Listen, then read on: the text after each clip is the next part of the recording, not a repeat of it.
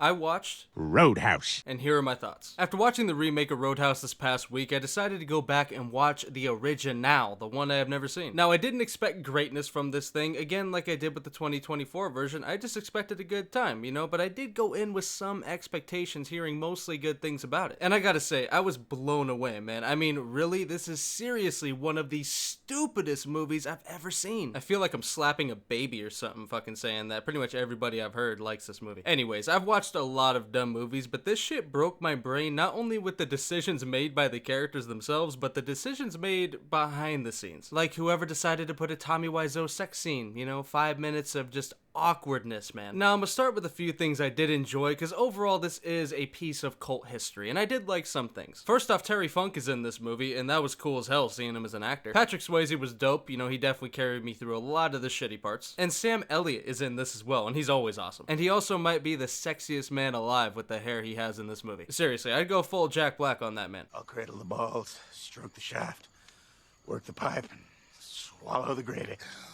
Get it over here, buddy. Let's do this. And the opening and setup to this movie is genuinely really great. I actually like the backstory and simplicity to Patrick Swayze's version of Dalton a lot more. Well, maybe not a lot more than Jake's, but I feel like Jake's was taken a little bit more seriously, and I felt like this one was just, you know, a man with a past. Whereas Jake's version had a lot of demons that are way more prevalent in his version of Dalton. The action in this movie actually isn't too bad either. I mean, it's a bit dated, but I mean, the fight scenes are actually pretty cool. Now it's time to talk about the stupid shit. This movie makes a strong case for possibly having the dumbest and worst antagonist of all time. Nothing the villain does makes any sense and just makes you scratch your head and fucking laugh. And the love interest of this movie, Patrick Swayze's, you know, little boo thing, is not any better. As a matter of fact, she's worse. Because at least the villain was just dumb, and I can get behind a dumb villain. But she provides the cardinal sin of just being incredibly annoying and equally dumb. And her scenes altogether just grind the pacing to a goddamn halt, which is absolutely horrendous after the first half hour, which is basically when her character gets introduced and becomes prevalent. Like I said, I can get behind a dumb villain, but when he's played so straight, I just don't think it works. The movie goes from extreme camp at times to trying to be dramatic, and again, it just does not work. The ending of this shit made me and my dad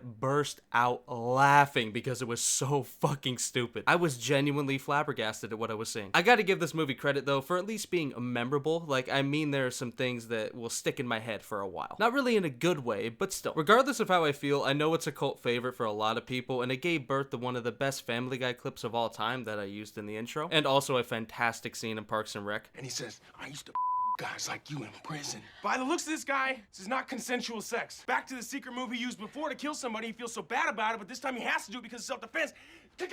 Takes the esophagus out of the neck area. You can't eat. You'll starve to death. And that is Roadhouse. But this is just one of those cases that a cult classic film that a lot of people love, I just do not. There are moments that spring life back into it, but overall I found this to be a pretty boring experience with very fleeting moments of pure enjoyment. No offense to anybody that loves this movie. I mean, everybody's got to love it for a reason, right? This just isn't my cup of tea. So overall, I do not recommend it. I would say that the new version, the 2024 version, is a lot more fun in my opinion. But if you do check it out, just turn your brain off. With that being said though, I hope you guys enjoyed the video. Be sure to let me know what you thought, and I'll catch you in the next one. Peace.